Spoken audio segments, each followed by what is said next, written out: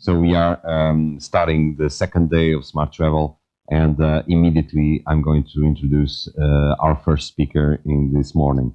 So Alexander Pichugin is a Russian. He is an independent future city consultant and a human-centered product designer. So he has more than 8 years in international smart city projects and products, ideation, design, implementation, and more than 15 years of overall professional experience since software engineering, art direction, and product design.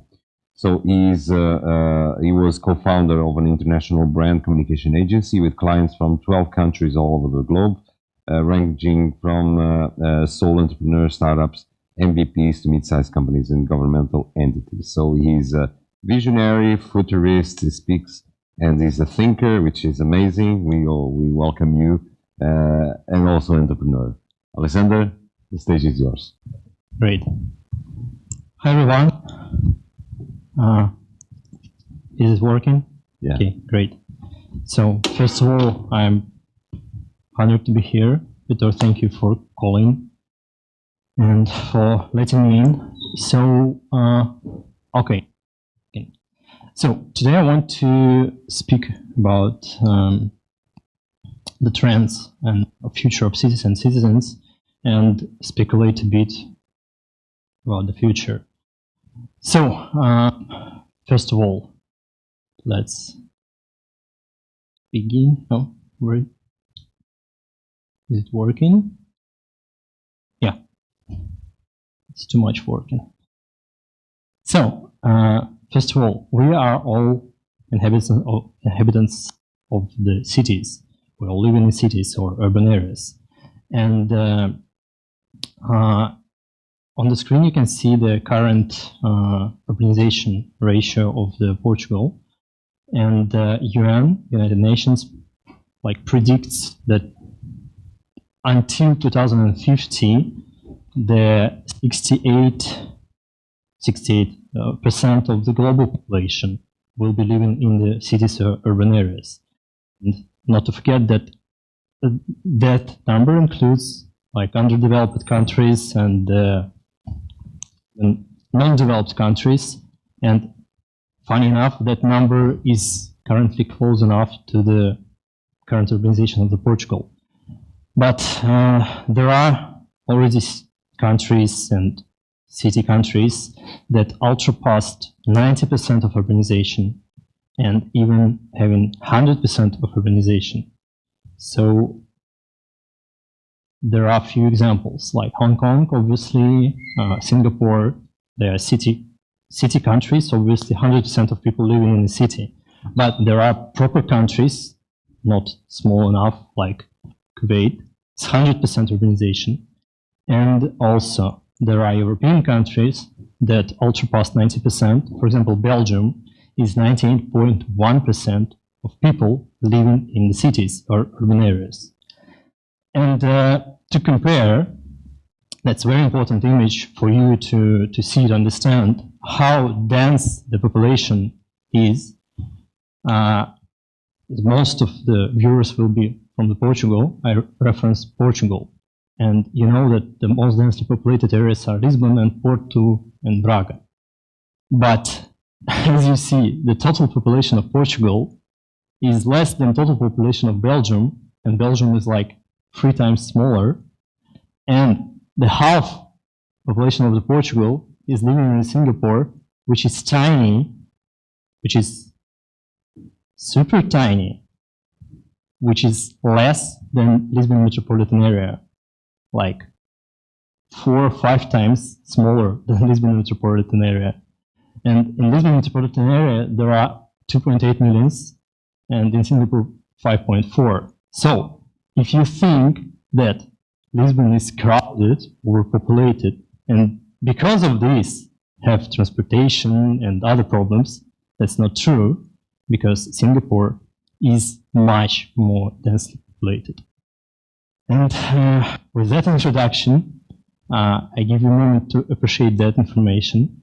And also, I encourage you to have a look on that instrument website, the truesize.com, which shows the size. You can move around the countries, the true size of the countries, because we are all used to the Mercator projection, and that's very important part, because I'm working with the human perception, human brain, and how we perceive and communicate information, and how we are accustomed to see the information, how we're accustomed to perceive the information affects very much on how we communicate.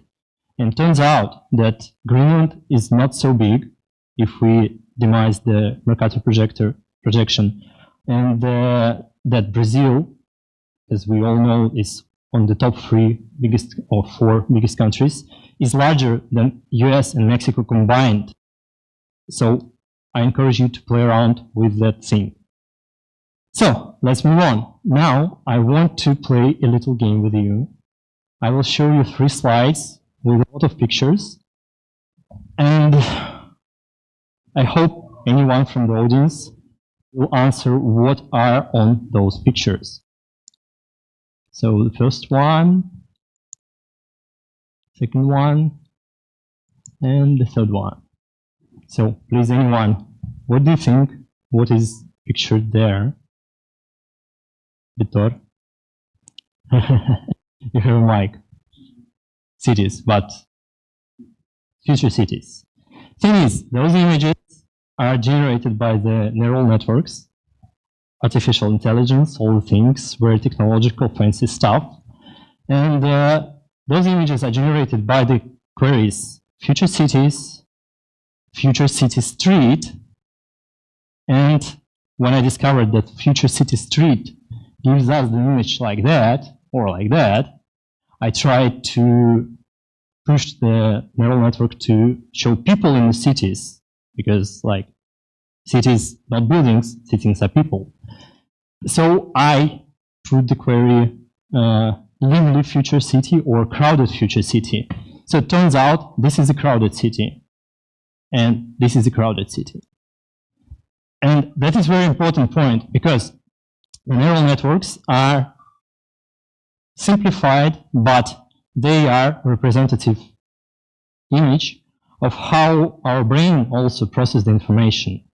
How they are trained on the images that people named, like that is a imagination of the future city, that is a future city. And then network combines all the images that it has seen and shows us things like this. And as we know, the skyscrapers and the abundance of the paved areas and futuristic cars currently are not the trends, because cities trying, at least most innovative cities, trying to move towards the people first paradigm and human-centered initiatives. And those are sustainable development goals, because they are all targeted on people. So let's have a tiny historical excursion. The changes of the one single street, it is called Mulberry Street in Manhattan Island in the center of New York City. So in 1900, it was like that. So really crowded in comparison with the images that we have seen right now. Some carriages, not much, but they are perfectly fit into the scenery. Let's fast forward 100 years. The very same street. As you can see, the cars occupy here the parking lots, and here's the single-way lane, and it is the same street. Then, with the pandemic, because people were forced to go out of the restaurants on the esplanadas, terraces, the community started to claim streets from cars. So it turned out to be like that. And as we can see, the space that are for people had to be separated from the cars with like concrete blocks or solid walls. It is nothing to do with that image that we have seen here. There are few, like 100 times fewer people. And most important, we are on the road, we don't cross the road much. I will get to that later. And now let's become the speculation part. What if that trend will persist? And what if the cities will develop in that way? We can get to something like that with the augmented reality overcoming our perception, our visual field, and like invading, like instead of the physical concrete blocks, we will have blocks that are either projected or translated right into our minds. And this is a screenshot from the video from British architect with a very hard name because he's Japanese origin, Keiichi Matsushita. And it is called Hyperreality. I encourage you to see that movie, Hyperreality. It is 6 minutes short movie, and it is a speculation about the future. So we got to the point about the humans, about the human behavior and the human brains. That is my area of the expertise as well. Our brain is irrational because before it was considered that all the decisions are rational. And then in 1970s, actually it began from the work in 1969 from Kahneman and Tversky, they made a work which discovered and described so-called cognitive biases. And then this is a quote from the then really predictably rational. Our rational behaviors are neither random or senseless because they are systematic and predictable because of the way our brain function. He calls it basic wiring of our brain, but it's actually the patterns that our brain learned or designed for, and it reproduces those patterns with the same stimuli. So if we get back to those images, the same stimuli produce very similar results. So that are responses of the neural network, the same way function our brain. And there is a like proof that we cannot do anything with that.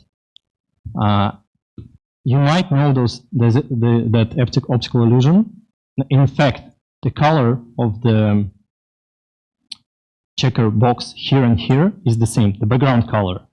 It is the same. And our brain tricks us because he sees the shadow here and thinks that this is lighter. If we do the image like here, we see that they are the same. But if we do rewind, like if we dismiss that image, they are the same, we are unable to see that they are the same. We always will see they as a different. And that leads us to the main part, that environment might affect our behaviors. And we are not aware of which effects those environments have on us. And we are not conscious about those effects. Those images are from the research from the Institute of the Eindhoven, and they have discovered that subtle changes in the environment will lead to the unlawful behavior changes. So as you can see here, this prohibition of making graffiti, and here is on the other day, they broke that rule. And the thing is, they measured how fast the environment, the environment will affect onto how fast the bicycle, unchained bicycle, will be stolen. And in that case, the ratio of the, it was stolen 60 or 70% faster. So people needed less time to think about breaking the law. And the same here, if people will see that there is a shopping trolley left on the parking lot, they will unintentionally and unconsciously will be given the permission to also leave it on the parking lot. And it could be into the good use. It could be put into good use. Because if people will see that you pick up the trash and put it in the bin, or you put trash into the bin, they will be nudged into the more socially acceptable behavior. Let's return to the effect of the traffic and transport. There is research about the social connections on the streets.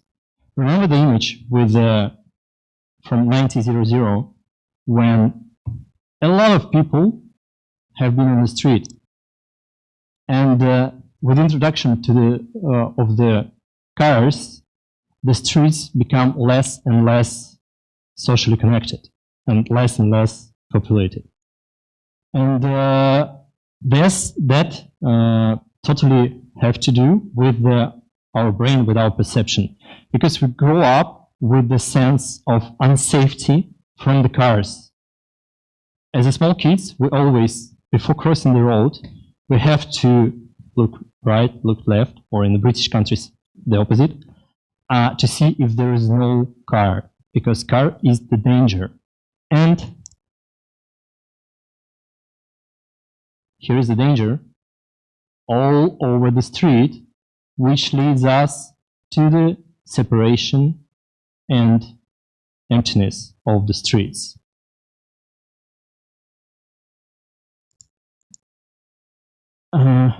So this is the final image, because I will talk with you, everyone, and I want to, I want to thank for those images and for those articles. I want to thank University of Amsterdam professor Marco de Bromenstroit, and also University of Porto professor Antonio Ferreira.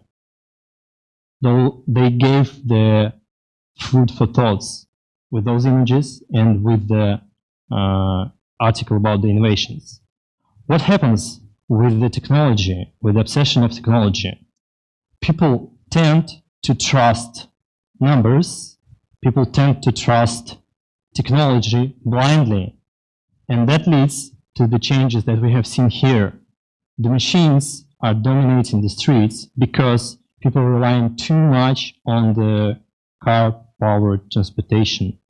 Now there is a trend to get back the streets, to get more pedestrians, more cyclists on the streets.